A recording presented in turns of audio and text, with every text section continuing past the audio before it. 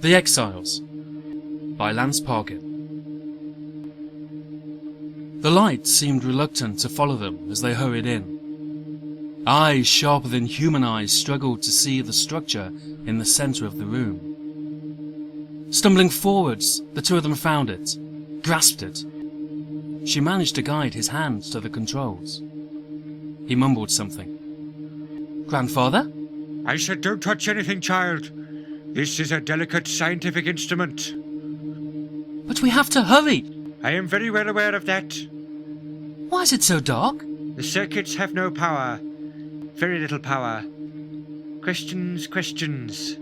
Here. He twisted a switch. The double doors whirred shut. "Grandfather, now there's no light at all." She paused. "Grandfather, are we safe now?" Child, please be quiet.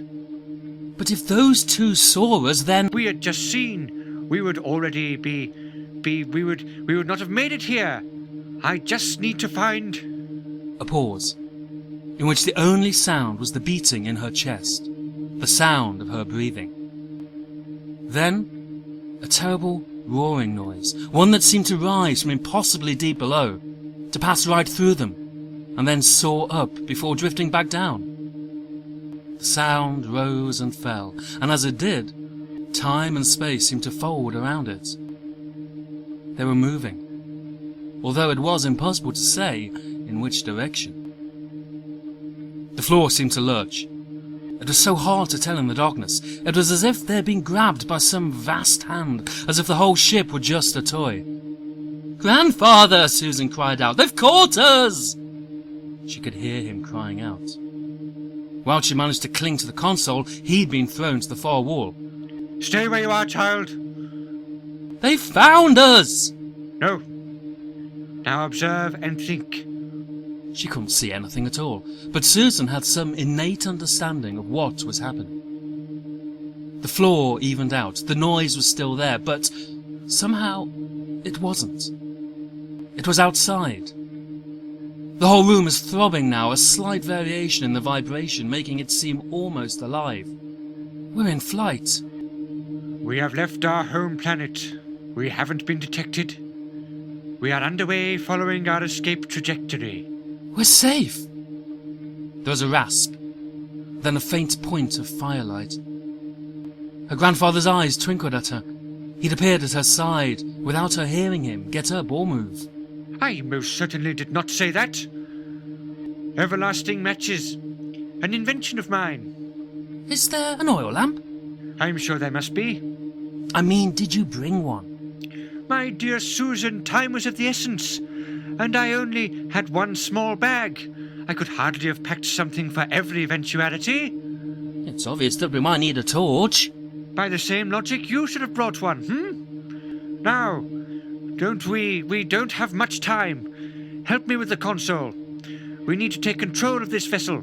You're not in control. I have launched the ship, but for the moment it remains at the mercy of the ebb and flow of time. How do I help? Hold the match so I can see. Susan kept the match just above the console to give Grandfather a better view of the controls. The firelight made the wrinkles on the back of his hands stand out, made them look even older. The hands moved around, a little hesitatingly at first, then with more confidence. He knew what he was doing, she reassured herself. She wouldn't have the slightest idea how to set the machine moving. He'd managed it in total darkness. He'd closed the door, too. She trusted him. "Yes," Grandfather would say, or "I see." At last he came up with, "Of course!" One hand reached down and almost yanked one of the dials off. Nothing happened at first. Slowly, though, lights started to appear on the console. Backlit buttons began fading up into view. Displays, dials, and meters began to illuminate. In the center of the console, a large crystal tube full of twinkling mechanisms was lifting and drifting down like a piston. Grandfather had brought the console to life. Susan moved around, eagerly trying to work out for herself which controls operated which parts of the ship, which instruments could tell her about their journey. That's the main power supply to the console. There was a little more light now, and her eyes were getting used to the gloom. She could see Grandfather's silhouette. He was hunched over the controls, head cocked, as if he were listening to the subtleties of the roaring, grinding noise outside. Susan watched, not daring to break his concentration. Finally, he reached over, brushed his hand over one lever, then another. The room seemed to steady itself, not just physically. Susan felt more calm all of a sudden. "You've done it, Grandfather!" He shrugged. I've levelled it out, yes. And no one saw us leave? I should say it will be some considerable time before we are missed. What with no one saw us leave? And where are we heading? A long pause. Where are we heading? I heard you, child. That I don't know. That I don't know yet. Susan shuddered. But we are moving. We must be going somewhere. This is a time machine, Susan. It's not as simple as that. He paused, and Susan expected him to elaborate, but all he came up with was a final, Yes. "I suppose it's good that we don't know," Susan said after a moment. How so? Well, if we don't know where we are, or where we are heading, then how could anyone follow us? Grandfather chuckled for a long time at that. She had found the controls for the lights soon after that. Everything on the console had been locked down and switched off. The ship had been in long-term storage after all. Grandfather preferred the term hibernation and explained to her how some animals spend the winter curled up in their burrows rather than braving the cold. The ship, he explained, was rousing itself from a long sleep and would react best to gentle persuasion, a quiet word. Susan worried what would happen if they startled it. She'd heard stories about bears that slept in caves all winter. If anyone disturbed them, they became wild, chased whoever woke them, and tried to kill them. Grandfather was scratching notes and diagrams into a little pocketbook he'd brought with him. The console was complicated, but whoever had designed it seemed sensible enough. The light switch was a small button near a gauge that told them what the temperature of the interior of the ship was. Grandfather had pressed it, and the lights had slowly, ever so slowly, suffused the room with a soft glow. Now there was light, Susan could see the control room properly for the first time. It was a small room, hexagonal. The walls and floors were bone white. The floor was completely featureless, but the walls all had neat rows of circular indentations about as wide as the span of her hand. The light fell drowsily from them. Above the console hung a great machine, the purpose of which Susan couldn't begin to fathom. There were 4 other features. The first was the double doors, the ones they'd passed through to enter. Susan pressed her ear to one of the doors, but couldn't hear anything outside, just the gentle thrum of the engines. Susan had been the one to find the second feature, the alcove with the machine. Grandfather had identified it as a diagnostic subsystem, and then, looking at Susan, he had explained that it was a fault locator. He seemed satisfied that everything on the ship was working exactly as it should. It's only a question of getting everything working for us. Oh, yes. Before Susan had found the alcove, Grandfather had been studying the third feature, a flat patch of wall with what looked like a hatch at head height. A scanner. Operated, I should say, from there. The switches in question must be either the nearest panel or the one opposite. We don't need the scanner yet. The final feature was a door. It must lead to the rest of the ship, Susan said excitedly. Grandfather looked troubled. Again, child, we don't need to go there, not yet. Grandfather had found 3 folding chairs in the fault locator alcove. Susan set 2 of them up while he continued his investigation of the console. Susan sat in the chair and watched him. He wasn't touching the controls, he was making a careful note of them, moving around, regularly checking the readouts and displays. Can you fly the ship? Susan asked. Oh yes, this isn't the first time I've been in a time machine. Grandfather had been an ambassador for their people. Susan didn't really know any of the details of that part of his life. It had been long before she had been around. You flew ships like this when you visited other planets and times? Not exactly like this one, and much of the actual flying was done by technicians. But I made very careful note of what they did. Susan found herself frowning, but Grandfather must know what he was doing or he wouldn't be doing it. I think that is enough for now. The time path that we are following is clear of any obstruction. The instruments are very firm on that point. Where are we heading? Grandfather's face twitched. The instrument says something about the SK system. Or maybe that instrument is the SK system, he said, his voice trailing off. He came over to the other chair and sat down, settling into it a little ostentatiously. We have time for a little rest. But the ship? The ship will look after itself, and it will look after us. The very worst that can happen is that while we rest, the ship will come into land. The process is entirely governed by the computer, and it would be arrogance to suggest we could do any better. So, sleep we shall. Susan couldn't sleep. Grandfather was resting alongside her. Was he asleep? His eyes were closed. His hands were clasped over the handle of his walking stick, and a smile kept flickering across his face. He looked like he did when he was listening to music. Or perhaps he was dreaming. Susan stood, and Grandfather didn't so much as stir. Mindful of her grandfather's warning, Susan just stared at the mysterious door at first. She wanted to see the rest of the ship. Although she was used to the dim light by now, the control room was a little cold, and it was very austere. The folding chairs were metal, and their designer had clearly given no thought to comfort.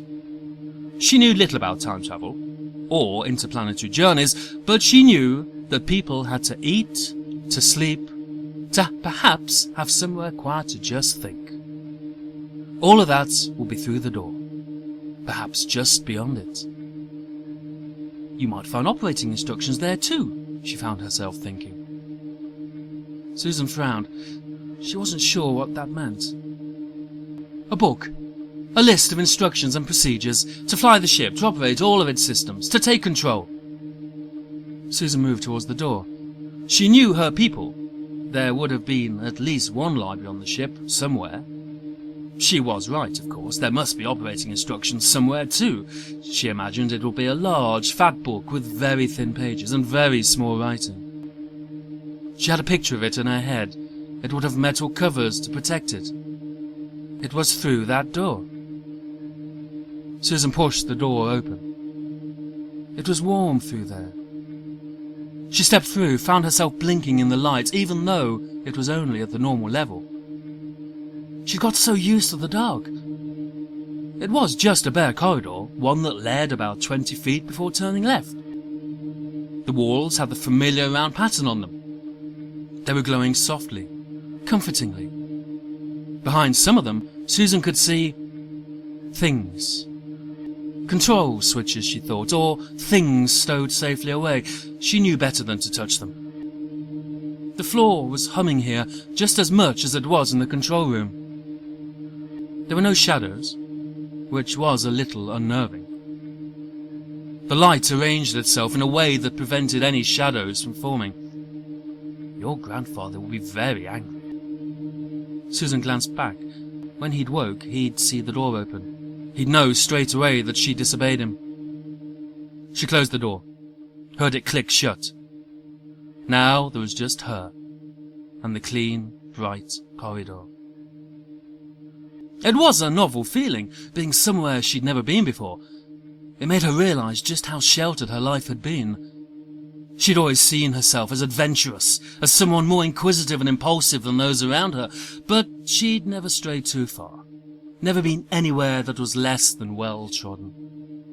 Who was the last person who'd been down this way? How long ago had they lived and died? Liberation. The word just popped into her head, but it was exactly the right one. She practically ran down the corridor, racing to see whatever was around the corner. She saw herself. It was a full-length mirror, just sitting in the corridor. Susan studied herself. She barely came halfway up the mirror. Her brown robes had seemed perfectly normal before, now they looked flat and dowdy. She never really studied her face before. Everyone she knew, practically everyone anyway, was an old man, hunched with wrinkled faces. She never realised quite how she must have stood out. Her face was sharp, her skin was smooth. While she was above such things as vanity, her hair was rich, thick, jet black, and she much preferred that to wispy white and grey. She felt lonely, suddenly.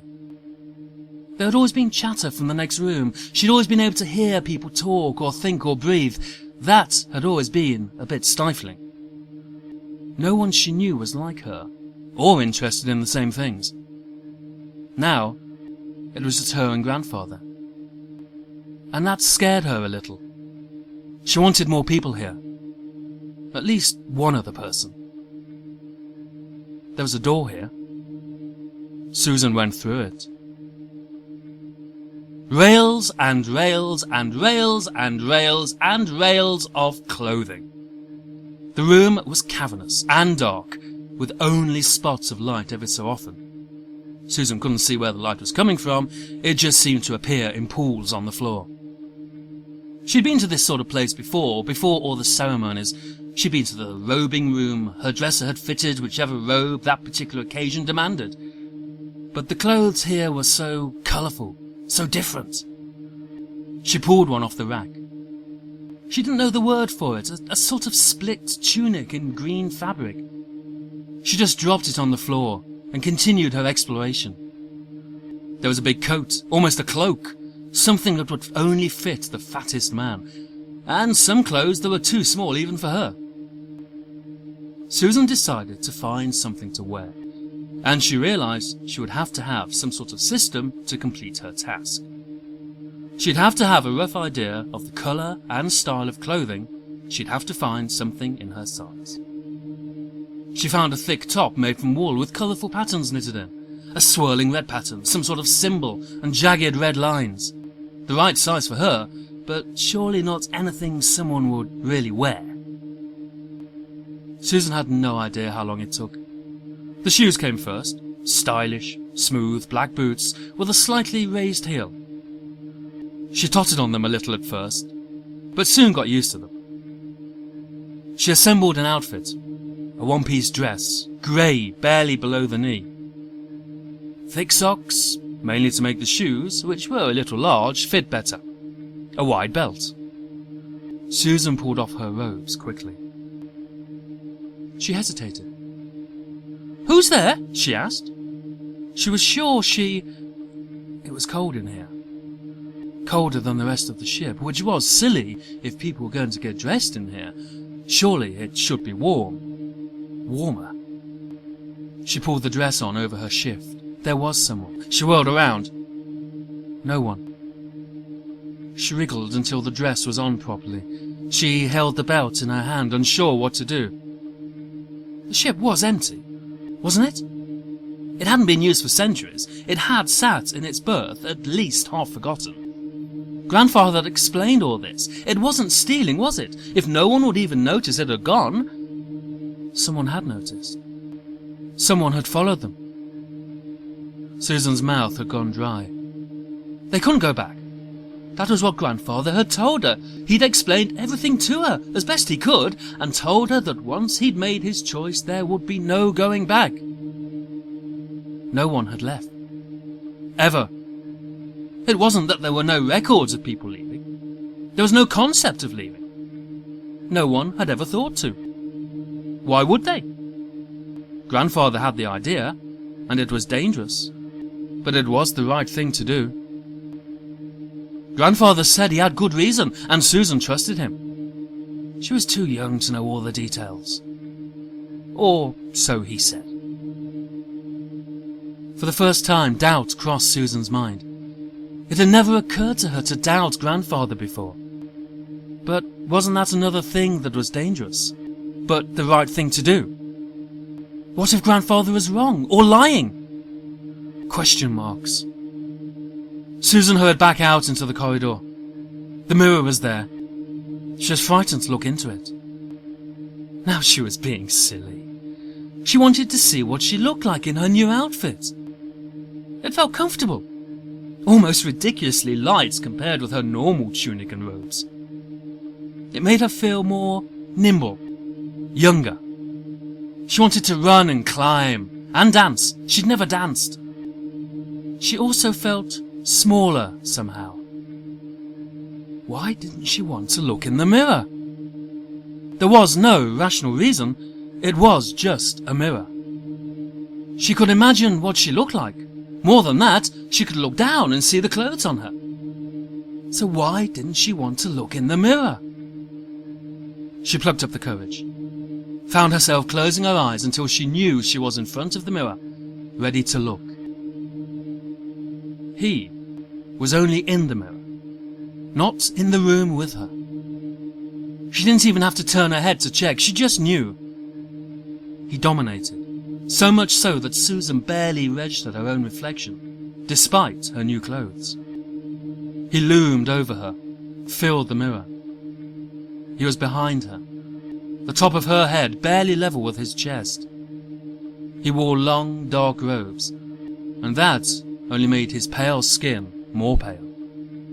He was young. Not as young as she was, but not quite an adult. He reached out. His hand passed through the surface of the mirror, not even rippling it. Her own reflection had gone. Susan held out her hand. He took it, and then bowed down low. Then he pressed his lips to the back of her hand.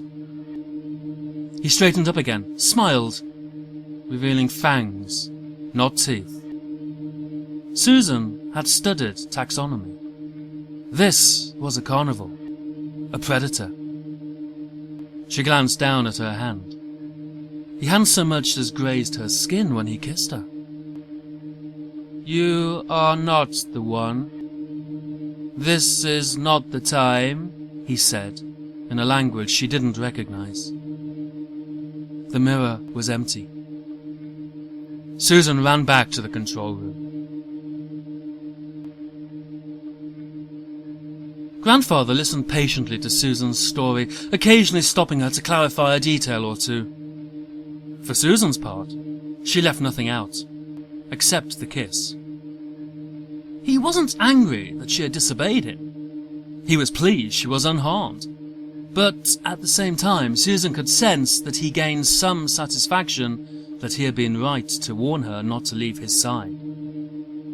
When she'd finished, he spent a moment or two thinking, and then concluded, "Time echoes. We are travelling through time. In some ways, such words as past, present, and future have no meaning in here. So what you saw was something from the past." "But what?" "That must remain a mystery. The past of our people. It is not something to be revisited. Certainly not by you or me." "And that thing has been in here all along? All the years the ship was hibernating?"